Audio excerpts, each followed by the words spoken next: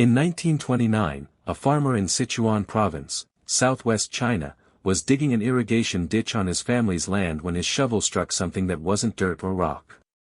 He kept digging. What came up was a cache of carved jade, dozens of pieces, clearly ancient, clearly valuable, sitting in soil that had never been officially excavated by anyone. For over half a century, that accidental discovery sat mostly as a regional curiosity, occasionally studied, never fully understood.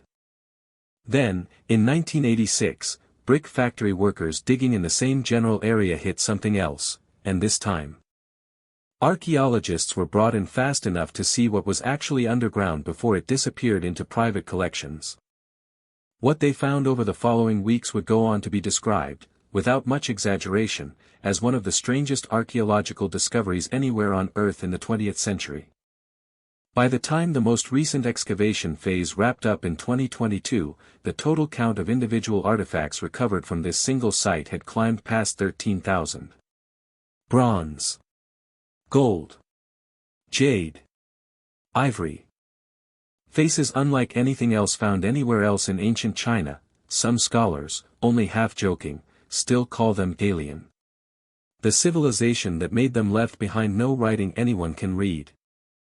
No name any surviving text confirms, and no clear explanation for why, one day roughly 3,000 years ago, they apparently buried their own greatest treasures and simply disappeared. This is Sanxingdui. Here's everything that came out of the ground. The 1986 excavation uncovered two large sacrificial pits, and what came out of them didn't fit anywhere in the established framework of ancient Chinese art and religion. Archaeologists were used to ritual bronze vessels, cups, cauldrons, ceremonial containers, the kind of Bronze Age Chinese artifacts filling museums worldwide. What they found instead were faces. Dozens of bronze heads and masks, human-shaped but distinctly not naturalistic, angular, elongated features, ears stretched outward like wings, and most strikingly, eyes. Some masks featured eyes bulging outward on cylindrical stalks, protruding several inches from the face in a way that has no clear parallel anywhere else in the entire archaeological record of ancient China. Alongside the masks stood life-sized and larger bronze human figures, one standing over 8 feet tall including its pedestal, dressed in elaborately detailed robes. Hands raised and curled as though once holding something now lost to time. Perhaps the single most extraordinary object recovered from these first two pits was a bronze tree, reconstructed by conservators to stand nearly 13 feet tall, its branches populated with birds, fruit, and a coiling dragon-like figure winding down its trunk, a level of casting complexity and sheer physical scale that stunned metallurgists studying Bronze Age production techniques worldwide. The pits also contained ivory tusks, packed in significant quantity, along with jade blades and ceremonial objects. Radiocarbon and stylistic dating placed the material broadly within the Shang dynasty period, roughly 1200 to 1100 BC. Though the objects themselves shared almost no direct stylistic connection to Shang bronze work from central China, meaning whoever created these objects was operating within a genuinely distinct artistic and religious tradition. Geographically close enough to be broadly contemporary with established Chinese Bronze Age civilization, but visually and conceptually like almost nothing else being produced anywhere else in the region at the same time. The sheer technical sophistication required to cast objects at this scale deserves particular attention. Producing a bronze tree of this height and structural complexity required advanced piece mold casting techniques, precise control over metal composition, and careful planning to prevent the enormous cooling bronze structure from cracking or collapsing under its own weight during production, engineering challenges that placed serious demands on furnace technology, metallurgical knowledge, and organized skilled labor.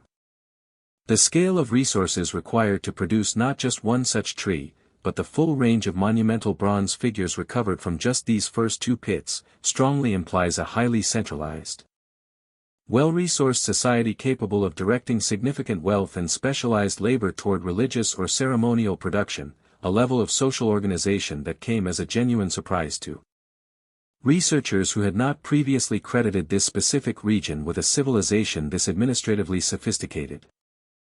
For over 3 decades after the initial 2 pits were excavated, Sanxingdui sat as a genuinely puzzling site, significant enough to warrant its own dedicated museum near the city of Guanghan, drawing researchers and tourists steadily. While the deeper questions the 1986 finds had raised remained essentially unanswered. Who were the people who made these objects? What civilization, exactly, was responsible? Chinese researchers generally connected the site to the ancient Shu Kingdom. Referenced only briefly and often mythologically in later Chinese historical texts written centuries after Sanxingdui's own era, meaning the primary evidence connecting the site to a named historical people rested more on regional geography and later legend than on any direct textual or written confirmation from the culture that actually built it. Sanxingdui's own people, whoever they were, left behind no confirmed written language of their own. No inscriptions on the bronzes explain their purpose.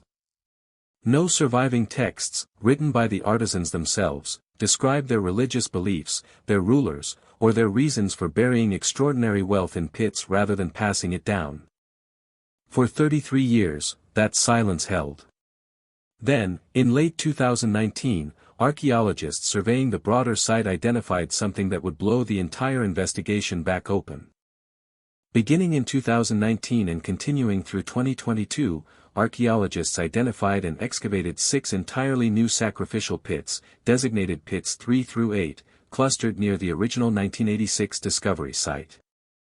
This time, the excavation was conducted with dramatically more advanced tools than had been available in 1986. Climate-controlled excavation tends to protect fragile organic material like silk and ivory from immediate environmental damage. And, in a detail that captured global media attention, live-streamed video coverage allowing the public to watch portions of the excavation unfold in something close to real time. What emerged from these 6 new pits was, by any measure, staggering in both scale and strangeness. Pit 3 alone produced what would become the largest bronze mask ever recovered from the site, measuring 71 centimeters high and 131 centimeters wide, its face, eyes, and ears cast separately and carefully soldered together, with openings suggesting it was originally designed to be mounted onto something else, a larger structure or wooden support, now lost. Researchers also identified faint residue of silk fabric near one of the mask's eyes, a genuinely significant find, since silk rarely survives archaeological burial conditions this long. And its presence hints at ceremonial fabric or clothing that would otherwise have completely decomposed and vanished from the historical record. Pit 8 produced a hybrid bronze figure combining tiger and dragon features, standing 75.5 centimeters tall.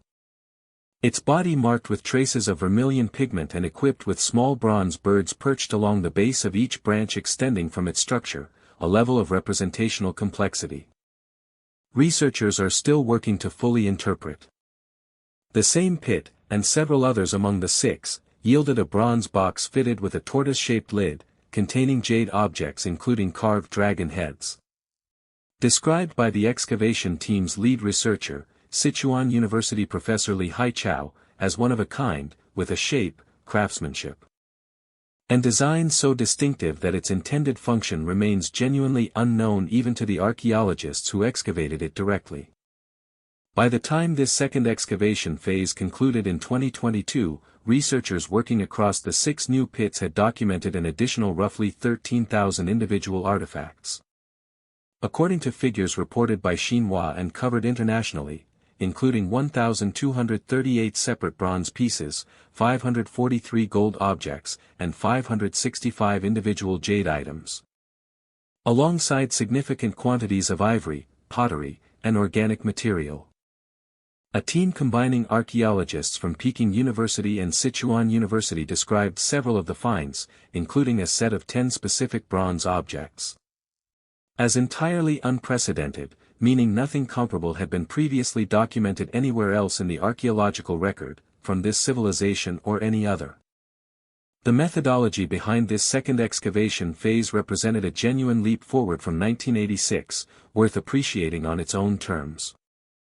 Rather than the comparatively rushed conditions of the original 1980s dig, researchers in 2020 constructed climate-controlled, glass-walled excavation enclosures directly over each active pit, allowing scientists to carefully regulate temperature and humidity while working, dramatically improving the preservation odds for organic materials like silk, wood, and ivory that would otherwise have begun deteriorating rapidly upon exposure to open air. Specialized conservators worked alongside excavators in real time rather than after the fact, and the decision to live-stream portions of the dig transformed what would ordinarily have been a slow academic process into a genuinely public event, watched by millions of viewers across Chinese state media and international outlets as each new object emerged from the soil. Among the thousands of individual objects recovered across both excavation phases, one specific find became something genuinely unusual for an ancient artifact, an internet phenomenon. A gold mask, recovered in fragments during the 2021 excavation season, immediately drew global media attention, not only for its rarity and craftsmanship, but for its distinctly unusual facial proportions, which prompted a wave of online memes and social media commentary comparing its features to popular fictional and pop culture imagery. The mask's exposure sparked broader public fascination with the site well beyond the usual audience for Bronze Age Chinese archaeology, driving a genuine surge in public interest. Tourism to the Sanxingdui Museum, and international press coverage that continued steadily through 2021 and 2022.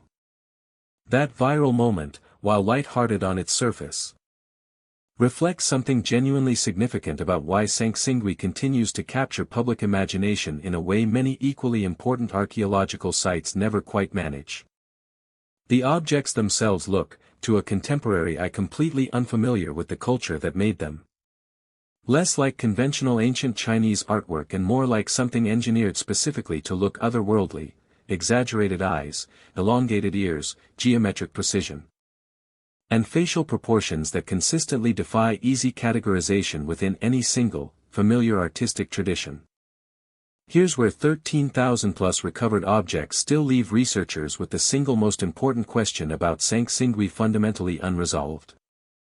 Why did this civilization deliberately bury its own greatest treasures, apparently all at once, and then, in a broader sense, disappear?